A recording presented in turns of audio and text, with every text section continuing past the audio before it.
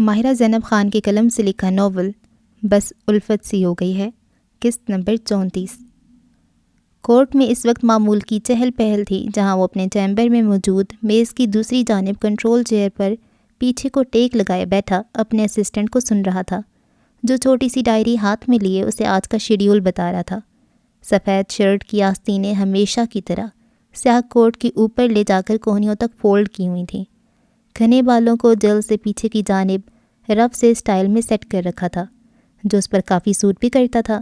سرخ و سفید چہرے پر موجود فرینچ کٹ داڑھی اور گھنی مونچھیں اس کی وجاہت اور روب میں ایک الگ ہی اضافہ کرتی تھیں۔ جبھی ٹیبل پر پڑے اس کے موبائل پر ایک ان نون نمبر سے کال آنے لگی۔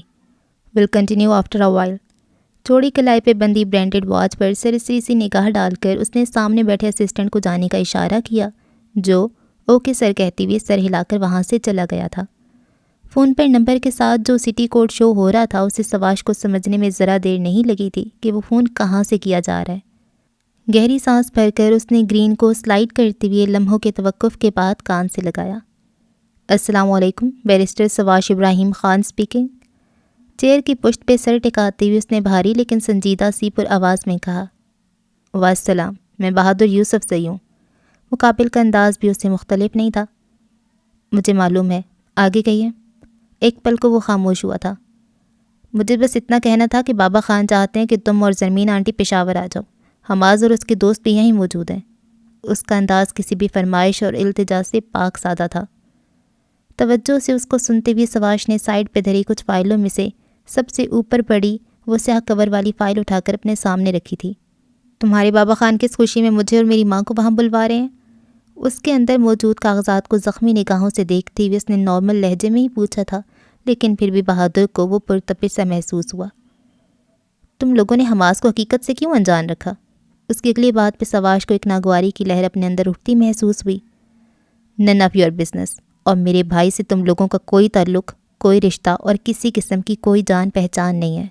اس کے دماغ میں الٹی سیدھی باتیں ڈالنے کی بجائے اسے واپس کراچی بھیجو، ورنہ ٹھیک نہیں ہوگا تم لوگوں کے۔ اپنا لہجہ درست کرو سواش ابراہیم خان، اور رہی بات حماس کی تو بہادر نے ناگواری سے کہتے ہوئے لمحے کو بات ادھوری چھوڑی تھی۔ جب تک تم پشاور نہیں آؤ گے وہ بھی کراچی نہیں پہنچے گا۔ اس کا انداز سرد اور دھمکاتا ہوا تھا۔ میں پشاور والوں سے کسی قسم کا کوئی رشتہ نہیں رکھنا چاہتا، وہ خوفزدہ ہوئے بغیر اپنے ازلی بے خوف اور پر اعتماد انداز میں بولا، لیکن اس کی روشن پیشانی پر پڑنے والے بل خاص سے واضح تھے۔ خونی رشتوں کو جھٹلایا نہیں جا سکتا، اس نے پھر جتایا۔ بہتر ہوگا یہ خونی رشتوں والا سبق مجھے نہ پڑھایا جائے، کاٹ تار لہجے میں کہتے ہوئے فون پر اس کی گرفت مضبوط ہوتی جا رہی تھی۔ میرا کام بس تمہیں بابا خان کا میسج دینا تھا، باقی تمہاری مرضی۔ بہادر کو کچھ اندازہ ہو گیا تھا کہ وہ اس کے قابو میں آنے والا نہیں ہے۔ میری مرضی میں تمہیں بتا چکا ہوں۔ تمہیں نہیں لگتا کہ تم اوور ری ایکٹ کر رہے ہو؟ اگر یہ بات تم میرے سامنے بولتے تو میں بہت اچھے سے اس کا جواب دیتا۔ انسان کو اتنا جذباتی نہیں ہونا چاہیے سواش۔ بات سنو میری بہادر خان، اس کے ضبط کی اب انتہا ہو چکی تھی۔ آج تو فون کر لیا مجھے، آئندہ یہ زحمت مت کرنا۔ اگر تم لوگوں کو میری شکل دیکھنے کا اتنا ہی اشتیاق ہو رہا ہے تو یہاں آ جاؤ، سامنے بیٹھ جاؤں گا تمہارے، پھر دیکھتے رہنا سب۔ تلخ لہجے میں چباتے ہوئے کہہ کر اس نے کال کاٹ کر فون ٹیبل پر پھینک دیا۔ 2 انگلیوں سے پیشانی مسلتے ہوئے اس کے ذہن میں عجیب توڑ پھوڑ مچی ہوئی تھی۔ عجلت میں دروازہ کھول کر وہ اندر آیا، جہاں وہ بیڈ پر تکیوں کے سہارے نیم دراز تھی۔ سیدھے ہاتھ میں ڈرپ لگی ہوئی تھی جو اس کے سینے پہ رکھا ہوا تھا۔ اس کے پاس بیٹھتے ہوئے کنان نے بے قراری سے اس کی پیشانی کو چوما تھا۔ ٹھیک ہو نا تم؟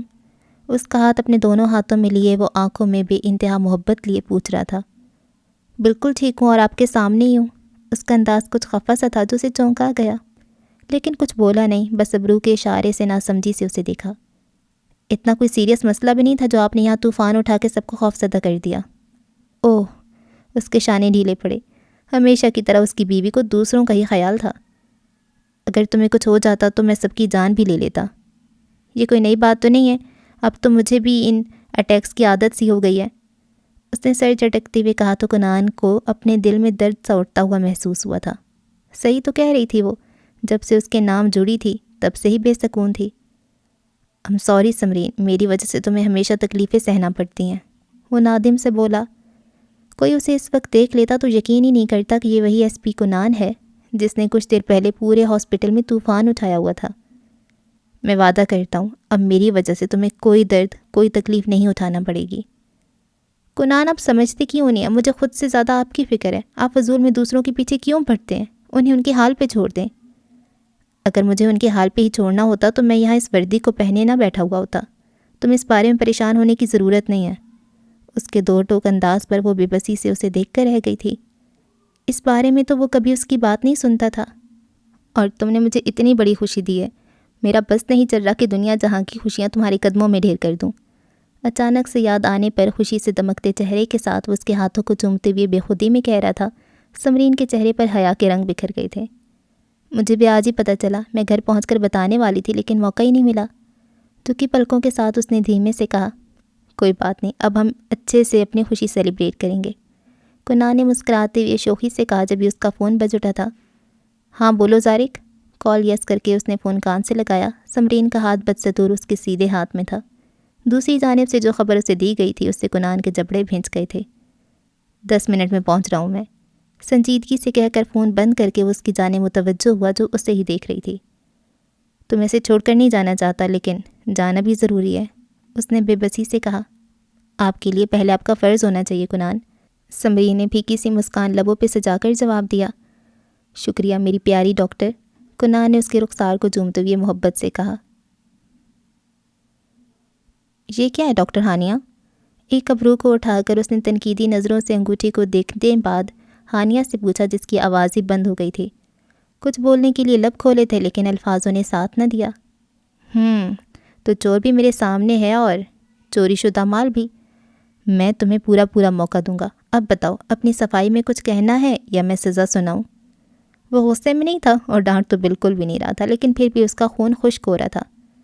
قسم لے لیں ڈاکٹر صفوان، میں نے یہ چوری ہرگز نہیں کی ہے، وہ تو کیا؟ اس کے رکنے پر وہ فوری بولا، وہ اصل میں یہ اتنی پیاری لگ رہی تھی کہ مجھ سے رہا نہیں گیا اور میں صرف اس کو پہن کر دیکھنا چاہتی تھی، لیکن پھر پتہ نہیں کیا ہوا کہ یہ میری انگلی میں پھنس گئی۔ میں نے اتنی کوشش کی اسے اتارنے کی لیکن یہ نکل ہی نہیں رہی ہے۔ آپ اب چاہیں تو یہ مجھے سیل کر کے مجھ سے اس کی قیمت لے لیں۔ وہ جو توجہ سے اس کی بات سن رہا تھا آخری پیشکش پر وہ بے ساختہ ہنس پڑا۔ وہ جو کب سے خوف کے زیر اثر تھی کہ جانے وہ کیا حال کرے گا اس کا، اب قدرے حیرت سے اس کو ہنستا ہوا دیکھ رہی تھی۔ جس نے انگوٹھی مل جانے پر ہانیہ کا گلا نہیں دبایا تھا، نہ ہی اسے ہاسپٹل سے باہر نکالنے کے لیے کہا تھا۔ ٹھیک ہے تم خرید لو یہ انگوٹھی، میں نے تو 12 لاکھ میں آرڈر پہ بنوائی تھی، لیکن کیونکہ اس کی اور تمہاری وجہ سے مجھے بڑی خواری کا سامنا کرنا پڑا ہے تو میں تم سے اس کے 15 لاکھ وصول کروں گا۔ اب بتاؤ کیش دو گی یا چیک؟ سینے پر دونوں بازو لپیٹے بیچ میں تھوڑا سا فاصلہ رکھے وہ پرسکون سا اسے دیکھتے ہوئے بولا، جو حیرت سے آنکھیں پھیلائے اسے ہی دیکھ رہی تھی۔ 15 لاکھ؟ زیر لب کہتے ہوئے ہانیہ نے ہاتھ کو چہرے کے سامنے کرتی ہوئے اس نے انگوٹھی کو دیکھا۔ آپ مجھ سے اس چھوٹی سی انگوٹھی کے 15 لاکھ مانگ رہے ہیں؟ ہے تو چھوٹی سی لیکن ہے کافی ایکسپینسو۔ لیکن میں اتنے پیسے کہاں سے دوں؟ یہ تمہارا ہیڈیک ہے، شان اچکا کر وہ لاپرواہی سے بولا۔ آپ انسٹالمنٹ پر لے لیں، ایک ساتھ میں اتنی بڑی رقم نہیں دے سکتی۔ چلو ایسا کرو یہ تم ہی رکھ لو۔ ہیں؟ اس کی آنکھیں حیرت سے پھیلی تھیں صفوان کی اس کرم نوازی پر۔ لیکن اس کے بدلے میں مجھے کچھ اور دے دو۔ کیا دے دوں؟ میرے پاس تو اتنا قیمتی کچھ بھی نہیں ہے۔ اس سے کہیں زیادہ قیمتی شے موجود ہے تمہارے پاس، اگر تم دینا چاہو تو۔ میں سچ کہہ رہی ہوں، کچھ بھی نہیں ہے۔ ابھی ڈیل کرنی ہے تو کرو، یا تو مجھے میری رقم دو ابھی اور اسی وقت، یا پھر کیا؟ وہ جھنجھلا گئی تھی اس کی ذو معنی باتوں سے۔ وہ گہری سانس لیتے ہوئے 2 قدم آگے آیا تھا، اپنی گہری آنکھیں اس کی الجھن زدہ سی آنکھوں میں ڈال کر ایک ہاتھ ٹیبل کے کنارے پہ رکھتا ہوا وہ ہلکا سا اس کے چہرے پہ جھکا۔ وہ سانس روک کے اس کے حصار میں کھڑی تھی۔ یا پھر اپنی زبان دے دو مجھے، پورے ہاسپٹل میں سکون آ جائے گا۔ بہت فضول بولتی ہو تم، سر میں درد کر دیتی ہو سب کے۔ وہ جو صفوان کی نظروں اور سانسوں کی تپش سے پگھل رہی تھی، اس کی غیر سنجیدہ سی بات پر خفگی اور تیز نظروں سے اسے دیکھا۔ اس معمولی سی انگوٹھی کے لیے آپ میری زبان مانگ رہے ہیں؟ معمولی نہیں ہے، بہت قیمتی ہے میرے لیے۔ ہاں اگر تم نے زبان نہیں دینی تو پھر دل دے دو۔ کان کی لو کھجاتے ہوئے وہ خود کو انجان سے ظاہر کرتے ہوئے بولا، جبکہ ہانیہ پھر حیرت کا بت بنی تھی۔ آپ میرے دل کا کیا کریں گے؟ دوسرے لمحے اس نے تنک کر پوچھا۔ کھا جاؤں گا، اور بھلا کیا کرنا ہے میں نے؟ آپ میرا دل کھائیں گے؟ اس کو تو گہرا صدمہ پہنچا تھا۔ ہاں نا، اور دل کے ساتھ ساتھ تمہیں بھی کھا جاؤں گا، انگوٹھی چور۔ سر جھٹکتے ہوئے اس نے شانے میں اٹھتی ٹیسوں کو نظر انداز کیا تھا۔ آپ نے پھر مجھے چور کہا؟ میں نے کہا ہے نا کہ میں نے چوری نہیں کی تھی، وہ تو…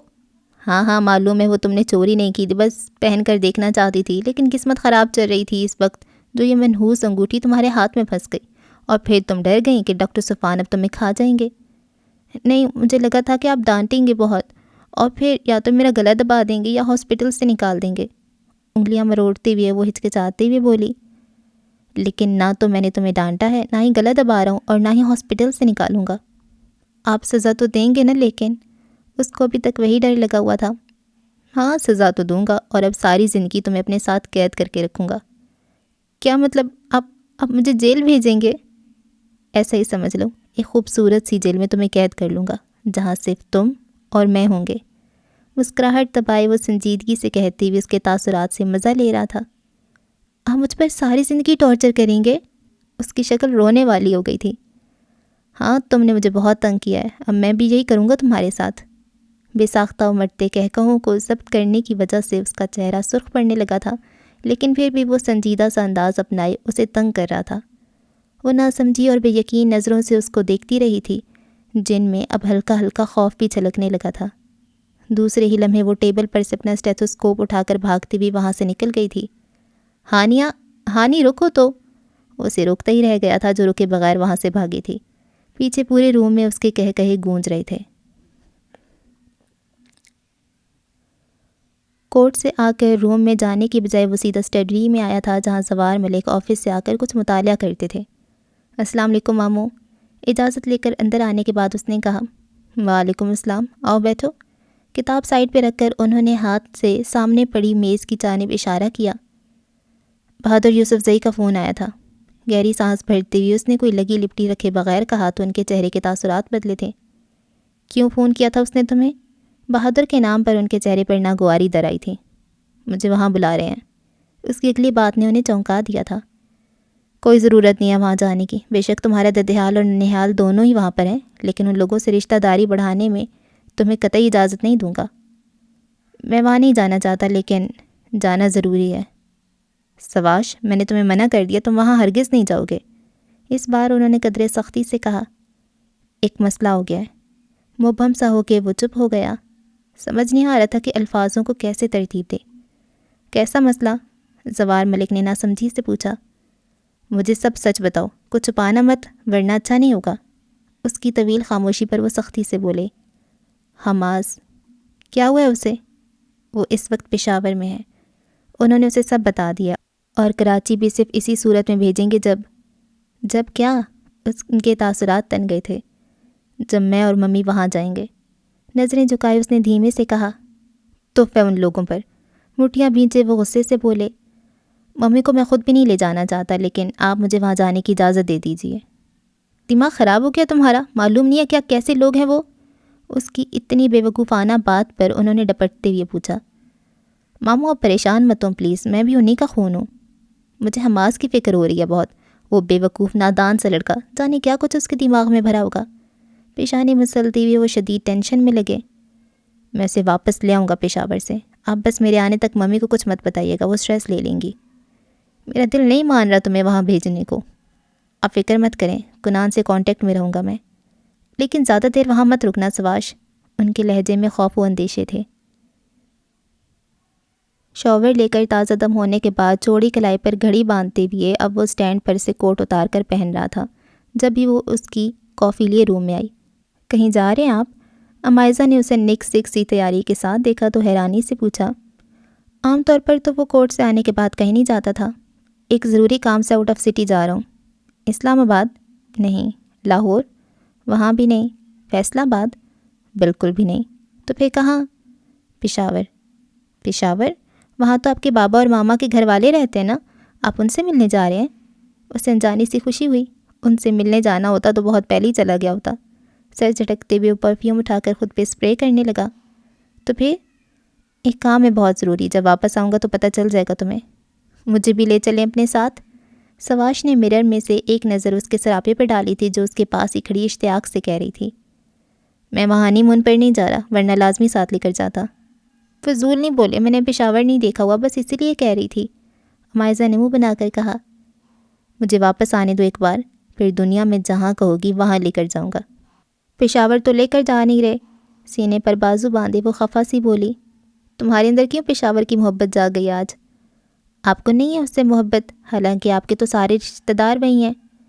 میرے سارے رشتے صرف اسی گھر میں موجود ہیں، اس کے علاوہ میں کسی کو نہیں جانتا۔ اپنی بھوری آنکھیں اس کی آنکھوں میں ڈالے وہ جتا کر بولا، لیکن وہاں بھی تو آپ کے… وہ جذبس ہوئی۔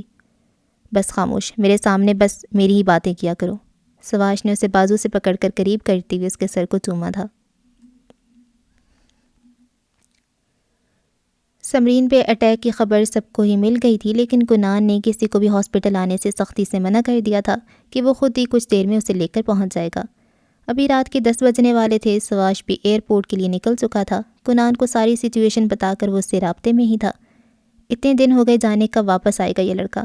زرمین نے تشویش سے حماس کے بارے میں کہا، کیوں پریشان ہوتی ہیں آپا؟ یہی دن تو ہوتے ہیں زندگی کو انجوائے کرنے کے۔ پریکٹیکل لائف میں آنے کے بعد پھر کہاں یہ دوستی یاری قائم رہتی ہے؟ پھر بھی ایک بار آ جائے تو دماغ سیٹ کرتی ہوں میں اس کا۔ فائنل سیمسٹر سر پہ ہیں اور ناردرن ایریاز میں گھوم رہا ہے۔ پاپا آپ کیوں خاموش ہیں آج؟ زوار ملک گہری سوچ میں گم زرمین اور انیزہ کو غائب دماغی سے سن رہے تھے جب امائزہ نے انہیں مخاطب کیا۔ کچھ نہیں بیٹا، بس آفس کی کچھ ٹینشن ہے، انہوں نے پیشانی مسلتے ہوئے جواب دیا۔ اب دیکھو ذرا، تمہاری عمر ہے کیا اب آفس کے جھمیلوں میں پڑنے کی؟ ہمارے تو 3 بیٹے اور تینوں ہی کسی کام کے نہیں، زرمین نے خفکی سے کہا جب وہ لاؤنج میں داخل ہوا۔ السلام علیکم، وہ تھکا تھکا سا بولا۔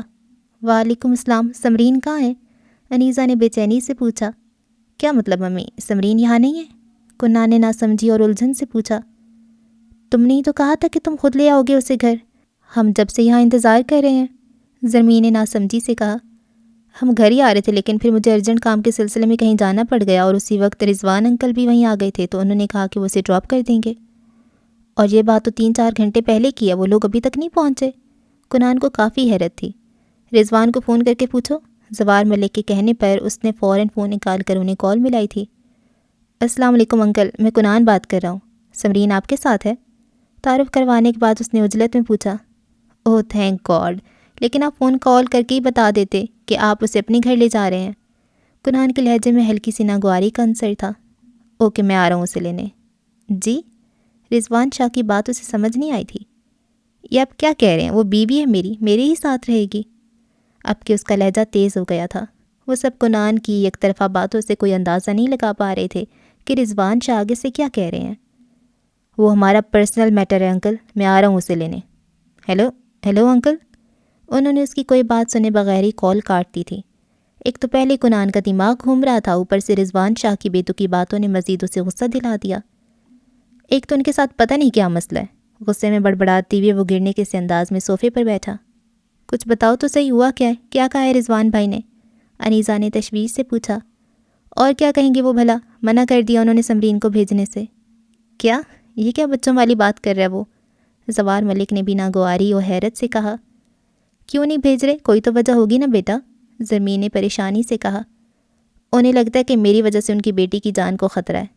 دونوں ہاتھوں میں سر تھامے وہ تپے ہوئے انداز میں بولا۔ زبان دے دوں نہیں تو دل دے دوں؟ نان سینس سمجھ کیا رکھا ہے انہوں نے مجھے؟ بدتمیز نہ ہو تو کوئی ایسے بھی کسی کو پرپوز کرتا ہے کیا؟ جان ہی نکال دی میری۔ سٹاف روم میں بیٹھی صفان کی حرکتیں سوچ سوچ کر وہ جل بھن رہی تھی۔ کس نے آپ کی دل اور زبان مانگنے کی جسارت کی ہے ڈاکٹر ہانیہ؟ وارث ابھی وہاں داخل ہوا تھا جب اسے اونچی آواز میں بڑبڑاتے ہوئے سنا۔ وہ دونوں نائٹ کر رہے تھے۔ وارث کا تو نیند اور تھکن سے برا حال ہو رہا تھا۔ کنان کی وجہ سے وہاں سب کی ہی دوڑیں لگ گئی تھیں۔ میری زبان کے دشمن ڈاکٹر صفان کے علاوہ اور کون ہو سکتا ہے؟ اس نے منہ بنا کر جواب دیا۔ ہاں اس میں تو کوئی شک نہیں، لیکن دل کس نے مانگ لیا؟ وارث نے حیرانگی سے پوچھا۔ انہوں نے ہی مانگے، کہہ رہے ہیں زبان نہیں دینی تو دل دے دو۔ اللہ اللہ، اس کی نیند پھک سے اڑی۔ یہ صفان نے کہا ہے آپ سے؟ لیکن انہیں تو آج گولی لگی تھی نا؟ حیرت سے آنکھیں کھولے وہ اسے ہی دیکھ رہا تھا۔ گولی شولڈر پہ لگی تھی، لیکن لگتا ہے اثر ان کے دماغ پہ ہو گیا۔ اب بتائیے ذرا، انہوں نے مجھے پرپوز کیا ہے، مجھ سے تو یہ بات ہی ہضم نہیں ہو رہی۔ مذاق کر رہے ہوں گے؟ اس نے ہاتھ جھلایا۔ نہیں وہ سیریس تھے، وہ بھی 100%۔ اور دیکھے تو صحیح کہ ہاں یا نا کا تو کوئی چکر ہی نہیں ہے، دونوں صورتوں میں انہی کا فائدہ، یا تو دل چاہیے یا پھر زبان۔ ہانیہ کو نئے سرے سے تب چڑھی۔ میرا مخلصانہ مشورہ مانے تو زبان ہی دے دیں، وارث نے مصنوعی سنجیدگی سے کہا۔ آپ کو مذاق سوج رہا ہے، یہاں میری جان عذاب میں آئی ہوئی ہے۔ ہانیہ نے ناراضگی سے اس کو دیکھا۔ ہاں تو یہ آپ کی حرکتوں کی وجہ سے ہوا ہے نا، کیا ضرورت تھی ان کی رنگ پہننے کی؟ سارا فساد اسی وجہ سے ہوا ہے۔ اس نے پھر غصے سے انگوٹھی کو گھورا۔ میرے خیال سے تو زبان اور دل کے ساتھ ساتھ آپ کو اپنی جان بھی ڈاکٹر صفوان کو دینی پڑے گی۔ وارث نے کنکھیوں سے صفوان کو دروازے سے ٹیک لگائے کھڑے دیکھا تھا، جو جانے کب سے وہاں کھڑا ان کی باتیں سن رہا تھا۔ ہانیہ دروازے کی جانب پشت کیے وارث کے سامنے بیٹھی، اسی لیے اس کی آمد سے انجان اپنے ازلی انداز میں اونچا بولتے ہوئے دل کی بھڑاس نکال رہی تھی۔ پہلے زبان، پھر دل اور اب جان۔ میں ایسا کرتی ہوں، اسٹیمپ پیپر پہ ہی خود کو ان کے نام کر دیتی ہوں۔ وہ جل کر بولی۔ اسٹیمپ پیپر کی بجائے آپ یہ کام نکاح نامے پر سائن کر کے بھی کر سکتی ہیں۔ نکاح نامہ؟ کیا بات کریں آپ ڈاکٹر وارث، میں تو کسی قیمت پر ان سے شادی نہ کروں، صبح شام مجھے ڈانٹتے ہی رہیں گے۔ کانوں کو ہاتھ لگاتے ہوئے اس نے فوراً انکار کیا۔ شادی کے بعد تھوڑی نہ ڈانٹیں گے، آپ کو نہیں پتہ ان کا ایک نمبر کے جلاد ہیں، جب دیکھو انگاری چبا رہے ہوتے ہیں، وہ جب غصے میں ہوتے ہیں تو بس جب ہی ڈانٹتے ہیں۔ صفوان کے تاثرات دیکھتی ہوئے وہ مشکل ہنسی ضبط کرتے ہوئے سنجیدگی سے ہانیہ کو قائل کر رہا تھا۔ یا تو وہ 24 گھنٹے ہی غصے میں ہوتے ہیں یا پھر انہیں میری شکل دیکھ کر غصہ کرنا یاد آ جاتا ہے۔ کیا معلوم اب انہیں آپ سے محبت ہو گئی ہو، جبھی تو پرپوز کیا ہے۔ پرپوز بھی ایسی کیا کہ بس جان نکلنے والی تھی میری، تو پھر آپ انکار کر دیں گی انہیں؟ اس نے حیرت سے پوچھا۔ ظاہر ہے میں ساری زندگی ان کے ساتھ ڈر ڈر کے تو نہیں گزار سکتی نا، وہ سر جھٹک کر بولی۔ اوکے، مجھے اجازت دیں، اللہ آپ کو صفوان سے بچائے۔ مسکراہٹ چھپاتے ہوئے اٹھ کھڑا ہوا، کیونکہ صفوان نے اسے آنکھوں ہی آنکھوں میں وہاں سے نکل جانے کے لیے دھمکایا تھا۔ آمین ثم آمین۔ وارث کی دعا دینے پر اس نے صدقے دل سے دونوں ہاتھ اٹھا کر آمین کر کے چہرے پہ پھیرے تھے۔ کتنی ہی دعائیں مانگ لو، اب میں نہیں چھوڑنے والا تمہیں۔ اپنے کان کے پاس بھاری سی آواز میں کی گئی وہ سرگوشی سن کر ہانیہ اپنی جگہ پہ سن رہ گئی تھی۔ بے ساختہ تھوک نگلتے ہوئے اس نے ڈرتے ڈرتے ہلکی سی گردن گھما کر پیچھے دیکھا، جہاں وہ صوفے کی پشت پر دونوں بازو رکھے اسی کی جانب جھکا ہوا تھا۔ آپ؟ وہ ڈر کر فوراً اپنی جگہ سے کھڑی ہو گئی۔ پورے ہاسپٹل میں اعلان کروا دیتی کہ میں نے آپ کو پرپوز کیا ہے۔ میں نے کسی کو نہیں بتایا۔ داد دیتا ہوں میں تمہاری ہمت کو، میرے ہی منہ پر جھوٹ بول رہی ہو۔ سچ کہہ رہی ہوں، میں ڈاکٹر وارث کے علاوہ کسی کو نہیں بتایا اور نہ ہی بتاؤں گی۔ میں منع تو نہیں کرا بتانے سے، شوق سے بتاؤ، لیکن پہلے مجھے ہاں میں جواب تو دے دو۔ ویری سوری، میں ہاں نہیں کروں گی کیونکہ مجھے آپ سے شادی نہیں کرنی۔ ٹھیک ہے، پھر میرے 15 لاکھ روپے دو، ابھی اور اسی وقت۔ اس کے تاثرات فوراً سخت ہوئے۔ ابھی کہاں سے لاؤں، کچھ ٹائم تو دے مجھے۔ تمہارے پاس 15 منٹ ارینج کرنے کے لیے۔ بس 15 منٹ؟ وہ روحان سی ہو گئی۔ ہاں، اور یہ گزرنے کے بعد تمہیں ایک فائنل جواب دینا پڑے گا۔ آپ اتار لے اگر یہ اتر جائے تو۔ ہانیہ نے فوراً ہی اپنا انگوٹھی والا ہاتھ اس کے سامنے کر دیا تھا۔ صفوان نے ابرو کو اٹھا کر اس کو دیکھنے کے بعد اس کے ہاتھ کو دیکھا۔ مجھے تو اب یہ چاہیے ہی نہیں، اس نے ہاتھ جلا کر لاپرواہی سے جواب دیا۔ مت لیں، آپ کی مرضی، میں اس کی رقم بھی نہیں دوں گی۔ پیسوں کے علاوہ بھی تمہارے پاس 2 آپشن اور ہیں۔ آپ مجھے خوفزدہ کر رہے ہیں، ہانیہ نے نم آنکھوں کے ساتھ ناراضگی سے کہا۔ کیا کروں، میرا تو کام ہی یہی ہے، ہاسپٹل آ کر جلاد بن کر میں سب کو ڈراتا دھمکاتا ہی تو رہتا ہوں۔ ایک بات سمجھ نہیں آتی، جب سواش بھائی کے سگے ننہالی اور ددھیالی رشتہ دار، وہ بھی جدی پشتی رئیس، یہاں موجود ہیں تو اپنی ستیلی ماں کے رشتہ داروں کے ساتھ کراچی میں کیوں رہتے ہیں؟ سمیر نے پرسوچ انداز میں انہیں دیکھتے ہوئے ناسمجھی سے پوچھا۔ اب یہ تو وہی بتا سکتے ہیں، حماس نے کندھے اچکائے۔ ویسے مجھے نہیں لگتا کہ وہ یہاں آئیں گے، فہام نے اپنا اندازہ لگایا۔ اس بہادر خان نے جس طرح سے ان سے بات کی تھی، مجھے بھی یہی لگتا ہے۔ فون کر کے پوچھ لو ان کو، اگر نہیں آ رہے تو پھر ہم نکلتے ہیں، کوئی فائدہ نہیں یہاں مزید رہنے کا۔ مشر کے کہنے پر اس نے ہٹ دھرمی سے کہا۔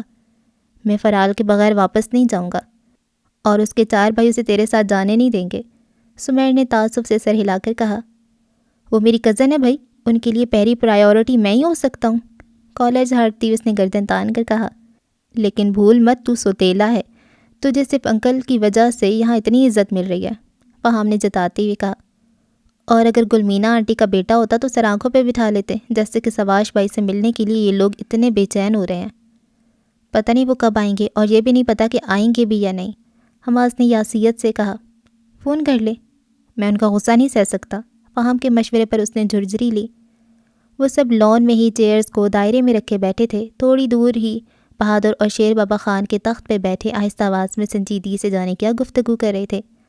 آج بابا خان کی معمول کی بیٹھک بھی جلدی اختتام پذیر ہو گئی تھی۔ روحان کی شادی میں آئی ہوئی حیدر اور اس کے دوست بھی کراچی کے لیے صبح نکل گئے تھے۔ بقول حیدر کے سارا مسئلہ ان کے بغیر ہی حل ہو گیا تھا، انڈین موویز کی طرح۔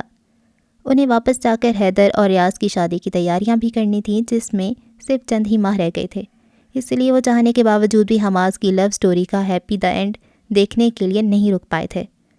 ویسے بھی فرحال سے ملاقات اور روحان سے شادی سے انکار تو کروا ہی گئے تھے، اور جو تھوڑا بہت کام رہ گیا تھا وہ سواش کی آمد سے پورا ہو جانا تھا۔ ماہرہ زینب خان کے قلم سے لکھا ناول بس الفت سی ہو گئی ہے۔ قسط نمبر 34 کا اختتام ہوا۔ آپ سے اگلی قسط میں ملاقات ہوگی، تب تک کے لیے اللہ حافظ۔